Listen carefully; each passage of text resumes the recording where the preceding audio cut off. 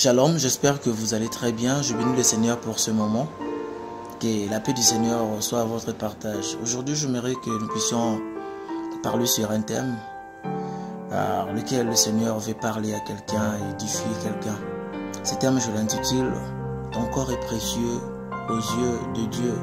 Ton corps est précieux aux yeux de ton Créateur. » Lisons la Bible dans le livre de Philippiens, chapitre 3, verset 21. Voici ce que la Bible dit. Il transformera notre misérable corps mortel pour le rendre semblable à son corps glorieux, grâce à la puissance qui lui permet de soumettre toutes choses à son autorité. Voilà. La Bible nous dit très clairement que votre corps à vous sera à tout point semblable à celui de Jésus-Christ, après la résurrection bien sûr. Mais comment était ce corps? Christ pouvait manger avec les disciples, boire avec les disciples. On pouvait les reconnaître, on pouvait les toucher. Mais seulement, ce corps n'était plus ordinaire, mais extraordinaire. Parce que ce corps ne pouvait plus ressentir la maladie.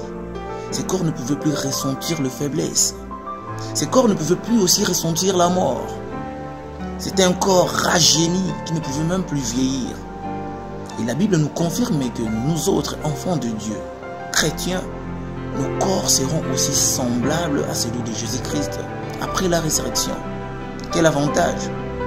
Mais la question qui se pose aujourd'hui, c'est de savoir comment utilises-tu ce corps qui sera un jour semblable à celui de Christ après la résurrection, ce corps qui est tellement précieux aux yeux de ton Créateur.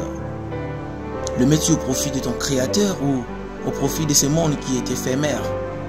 Certaines personnes ont choisi de livrer leur corps à l'impudicité, à la fornication, à la magie, à l'idolâtrie, à l'immoralité, à toutes ces choses qui ne plaisent pas au Seigneur. Mais ce que je viens de te dire aujourd'hui, mon frère, c'est que ton corps est précieux aux yeux de ton Créateur. Peu importe tout ce que tu feras sur cette terre, rappelle-toi que la Bible déclare que vanité des vanités, tout est vanité.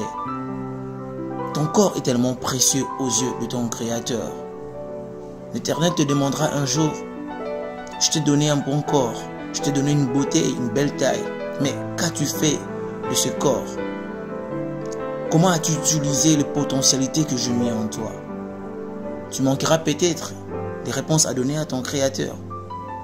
L'Ecclésiaste va dire, jeune, réjouis-toi dans ta jeunesse, livre ton corps à tout ce qu'il te demande, mais sache qu'un jour, tu seras appelé à être jugé. Laissez-moi vous raconter une petite histoire qui m'a vraiment édifié pendant que j'étais en train de la lire.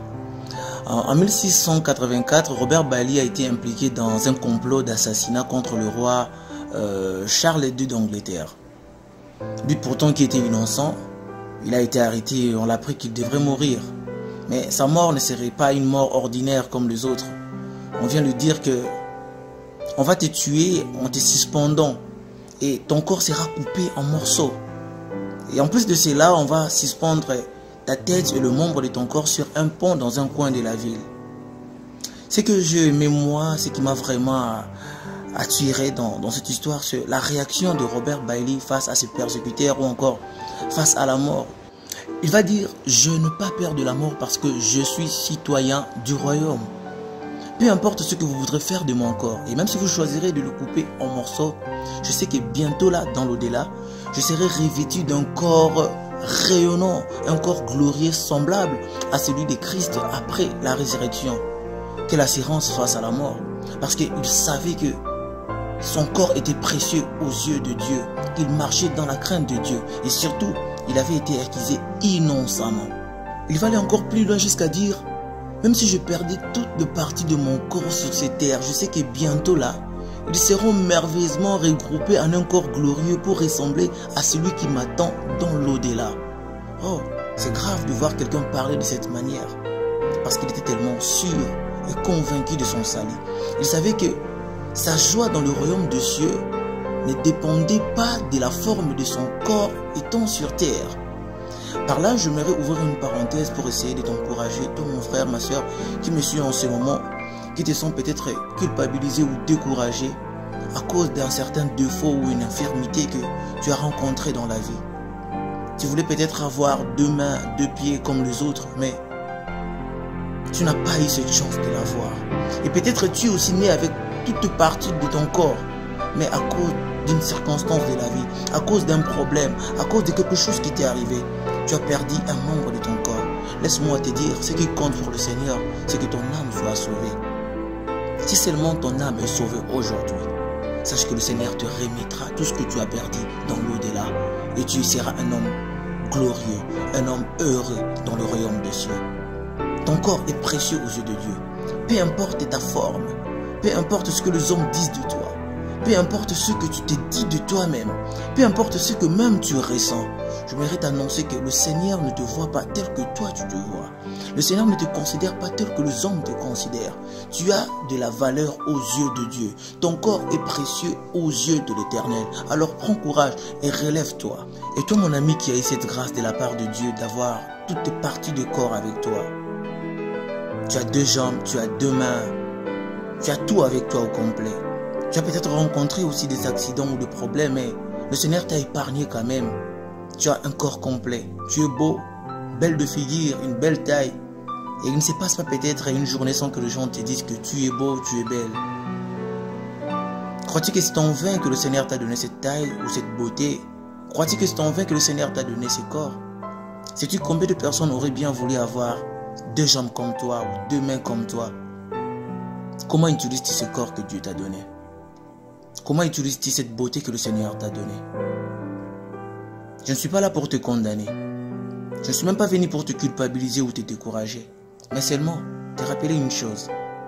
Vanité de vanité, tout est vanité.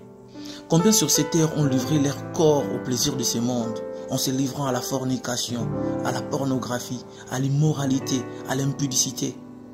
Mais arrivé au dernier jour, ce corps ne les a point remerciés. Mon frère, ce corps que tu livres au péché ne te dira jamais merci. Ce corps que tu livres au péché ne te récompensera jamais. Voilà pourquoi l'apôtre Paul va dire dans le livre de Romains chapitre 12, « Offrons notre corps comme un sacrifice vivant, saint, agréable à l'Éternel, ce qui sera de notre part un sacrifice ou un culte raisonnable. » Si seulement tu reconnais que ce corps que tu as de la valeur aux yeux de ton Créateur, tu ne te laisseras pas influencer par n'importe quel péché. Tu ne te laisseras pas influencer par n'importe quel vent de la modernité.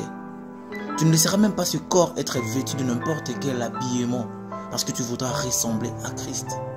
Je prie par les canaux de cette vidéo que le Saint-Esprit de Dieu nous éclaire davantage afin que nous puissions comprendre combien nos corps sont précieux aux yeux de Dieu. Bien-aimé, si Dieu a eu besoin d'un corps pour pouvoir sauver le monde entier, le diable a aussi besoin d'un corps pour pouvoir détruire. Voilà pourquoi je m'aimerais te conseiller par cette vidéo de ne pas livrer ton corps au diable. Et même si tu avais déjà péché, même si tu avais déjà abandonné le Seigneur en livrant ton corps à ce qui ne plaisait pas au Seigneur, tant qu'il y a la vie, il y a encore l'espoir de se remettre. Le Seigneur t'accorde ce moment. Ce n'est pas en vain qu'il a permis que tu écoutes cette vidéo. Il veut que tu te remettes dans le droit chemin pour que peu importe le moment où la mort te surprendra, que tu sois sauvé et que ton corps soit transformé à la manière de Christ après la résurrection. Prions.